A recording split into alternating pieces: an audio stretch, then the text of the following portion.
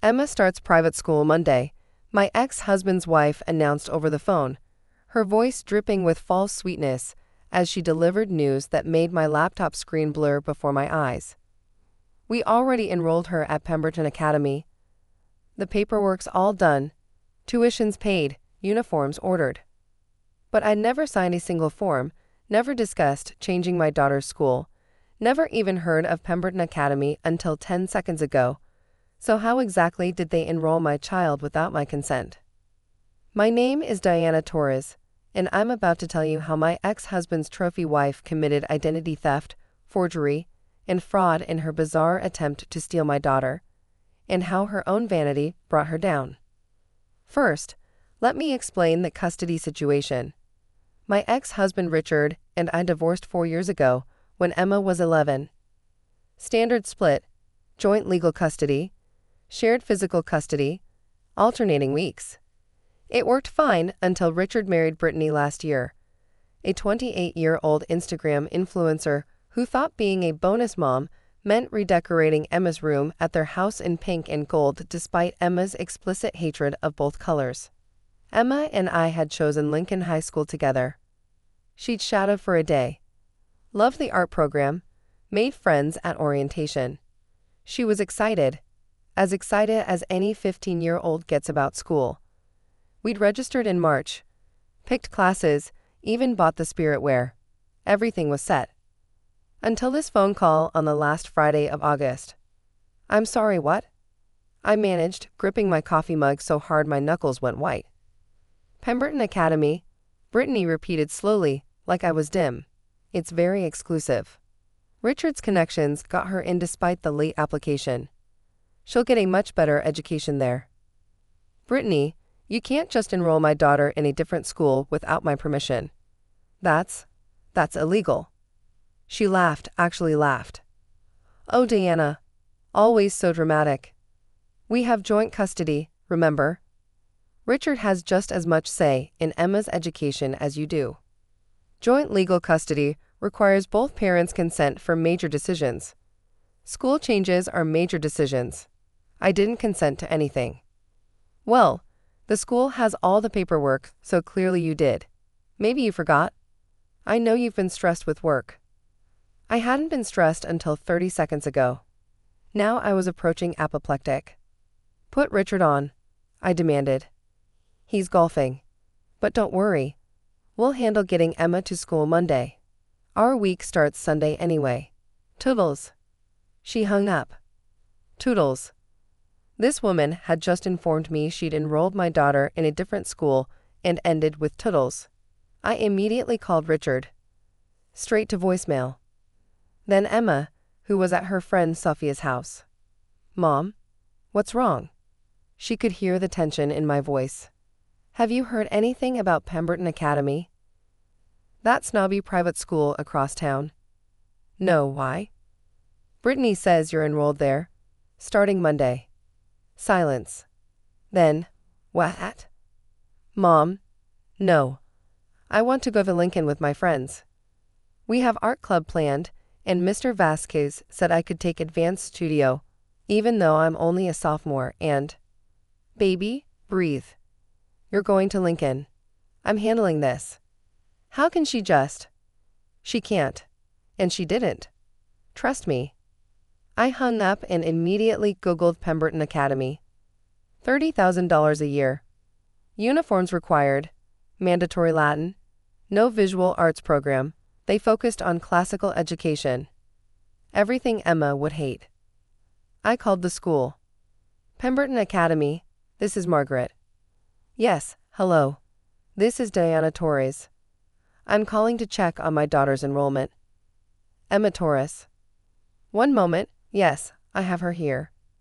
Enrolled yesterday for sophomore year. Everything seems to be in order. My heart was pounding. I'd like to verify the enrollment forms. As her mother. Of course. We have all the signatures from Diana Torres. That's you, correct? Could you describe the person who came in yesterday? The woman claiming to be Diana Torres.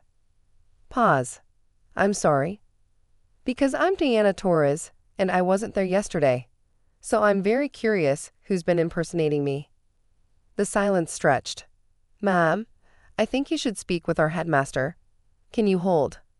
20 minutes later, I was on the phone with Dr. James Whitfield, who was clearly trying to avoid a lawsuit.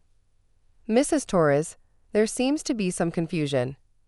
We have enrollment documents signed by both parents. Dr. Whitfield, I'm going to be very clear. I never signed anything. I've never been to your school. Someone forged my signature and impersonated me. That's fraud. That's identity theft. And if my daughter shows up at your school Monday, that's kidnapping. That's a very serious accusation. Yes, it is. Now, I'm coming to your office in an hour with my identification, my custody agreement, and my lawyer. I suggest you have your security footage ready and whoever processed this fraudulent enrollment available to speak with us. I hung up and called my lawyer, Sarah Winters. She'd handled my divorce and was a pit bull in designer suits. They did hat, she said after I explained. Oh, this is delicious. Brittany just handed us enough ammunition to revisit the entire custody arrangement. Identity theft? Forgery? Educational fraud? Richard's going to lose his mind when he realizes what his child bride just did. We met at Pemberton within the hour. Dr. Whitfield had clearly consulted with the school's legal team and was sweating through his bow tie. The admissions director, a nervous woman named Patricia, had pulled all the documentation. This is my signature, I said, pointing to the enrollment forms. Except I didn't sign it. Look. I signed my name on a blank paper. See the difference? Whoever forged this tried to copy from something, but the loops are wrong, the slant is off. Additionally, Sarah added, the witness signature here? That's supposed to be notarized. This notary seal is fake. The number doesn't match any registered notary in the state. Dr. Whitfield's face was approaching the color of his burgundy tie. We'll need to review our procedures. You'll need to do more than that. Sarah interrupted. You processed fraudulent documents. Failed to verify identity. Accepted a $30,000 tuition payment for a student enrolled under false pretenses. Who brought these forms? Patricia pulled up her computer records. A Mrs. Britney Torres. She said she was Emma's mother.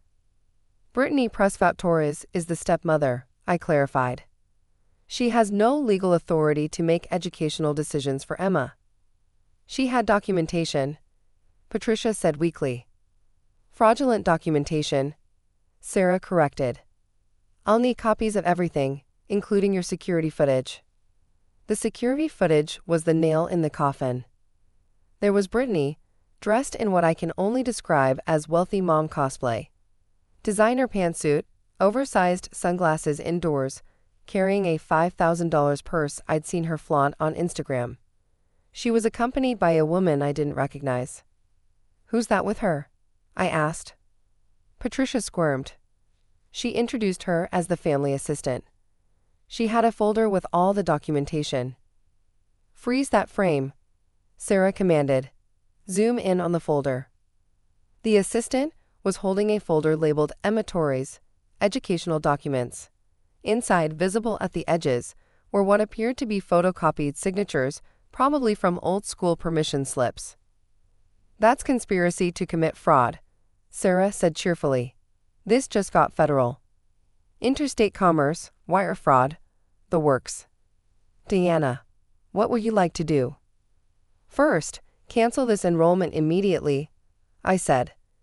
Second, refund whatever payment was made. Third, provide me with all documentation and footage. Fourth, report this to the authorities as required by law. Dr. Whitfield nodded miserably. By the time we left, Emma's fraudulent enrollment was canceled. The police had been notified, and Pemberton Academy was reviewing all their admission procedures. But I wasn't done. I drove straight to Richard's house. His BMW was in the driveway. Apparently golf was over. I rang the doorbell with Sarah beside me. Richard answered, looking confused. Diana? What are you doing here? It's not your week. "We need to talk about your wife's criminal activities," Sarah said briskly, pushing past him. Brittany was in the living room, scrolling through her phone. She looked up with fake surprise. "Deanna, what brings you?" "Cut the crap," I interrupted. "I just came from Pemberton Academy, where you impersonated me, forged my signature, and fraudulently enrolled my daughter." Richard's head swiveled between us. "What?" "Brittany, you said." Diana agreed. "I did no such thing," I snapped. "She lied to you, just like she lied to the school." Brittany stood, trying for indignant. "I was trying to help. Emma deserves better than some public school." "Emma deserves to go to the school she chose," I shot back. "The one with the art program she loves. Not some stuffy prison you picked because it matches your Instagram aesthetic." "How dare you?" "No, how dare you," I roared. "You committed identity theft. You forged legal documents. You conspired with someone to defraud a school. Those are felonies, Brittany. Felonies." Richard had gone pale. "Brittany, tell me you didn't." She turned to him, tears welling up on cue. "Baby, I was trying to give Emma the best. You said you wanted her to have opportunities. I wanted her to be happy." Richard exploded. "Not for you to commit crimes." "Jesus Christ. Brittany, what were you thinking?" Sarah stepped forward. "Mr. Torres, given these circumstances, we'll be filing an emergency motion to revisit the custody arrangement. Criminal behavior by a household member is grounds for modification." "That's not fair," Brittany wailed. "I'm not a criminal." "You committed fraud," Sarah said simply. "That makes you a criminal. The only question is whether Deanna presses charges." All eyes turned to me. Brittany was crying. Whether real tears or Instagram tears, I couldn't tell. Richard looked like he'd aged 10 years in 10 minutes. And somewhere across town, my daughter was probably stress-eating ice cream with her friend, worried about starting at a school she didn't choose. "Here's what's going to happen," I said slowly. "Emma goes to Lincoln High as planned. Brittany has no further input on any decisions regarding Emma's education, medical care, or welfare. All custody exchanges happen without Brittany present, and if I ever catch wind of you trying to interfere with my daughter's life again, I won't just press charges. I'll pursue them to the fullest extent of the law." "Deanna," Richard started. "I'm not finished. You're going to explain to Emma why she can't trust her stepmother. You're going to pay for therapy to help her process this violation. And you're going to think long and hard about whether you want to stay married to someone who would commit fraud to control a child who isn't even hers." I turned to leave, then paused. "Oh, and Brittany, I'll be watching your Instagram.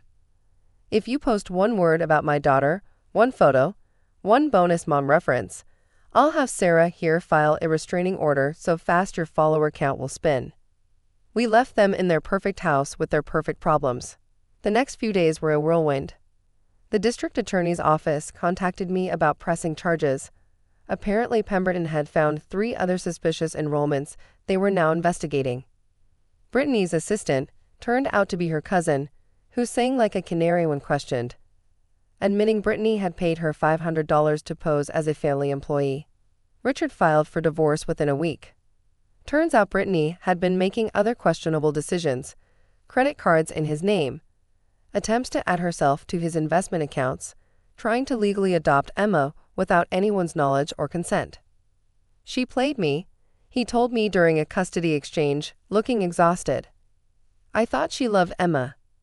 Turns out she loved the idea of being a mom influencer with a ready-made teenager to exploit." Emma started at Lincoln High as planned. She loves her art classes, made the volleyball team, and comes home covered in pain and happiness. The Brittany incident, as we now call it, is something we joke about in therapy. "At least she thought I was worth 30 grand a year," Emma said during one session. "That's like a compliment. A really twisted, illegal compliment." The therapist and I exchanged glances over her head, both thinking the same thing. Teenagers process trauma in the weirdest ways. Brittany avoided criminal charges by agreeing to a plea deal that included probation, restitution, and a permanent restraining order keeping her away from Emma. Her Instagram now focuses on healing from toxic relationships and finding herself after divorce. The irony would be delicious if it weren't so pathetic. Richard and I communicate better now than we did during our marriage. Nothing like your ex-wife saving you from federal fraud charges to improve a co-parenting relationship. He's dating an age-appropriate woman now, a fellow divorced parent who actually asks Emma's permission before suggesting activities. In Pemberton Academy, they implemented new verification procedures, including requiring all enrolling parents to appear in person with ID, custody documents, and a witness. They also sent me a fruit basket and a formal apology. I donated the fruit to Emma's art class and framed the apology. It hangs in my home office as a reminder that sometimes the best response to someone trying to steal your child is just to follow the paper trail they stupidly left behind. Last week, Emma brought home her first art project of the year, a mixed media piece about identity and family. In the corner, barely visible unless you knew to look, she'd incorporated a tiny cutout of Brittany's mugshot from the arrest record. "Too much?" she asked. "Perfect," I told her. "Art should tell the truth, even when it's messy." She grinned. "Especially when it's messy. That's what Mr. Vasquez says makes it interesting." Mr. Vasquez at Lincoln High. The teacher she almost didn't get to study under because her stepmother thought forgery was a valid parenting technique. Sometimes I wonder if Brittany ever understood what she nearly stole, not just a school choice, but Emma's autonomy, her friendships, her artistic dreams. But then I remember people like Brittany don't think about consequences. They think about control, about image, about Instagram-worthy moments. Well, she got her moment. It just happened to include handcuffs instead of hearts. And Emma? She's thriving at the school she chose, living the life she wanted, creating art that tells her truth, including the truth about the stepmother who tried to forge a different future and failed spectacularly.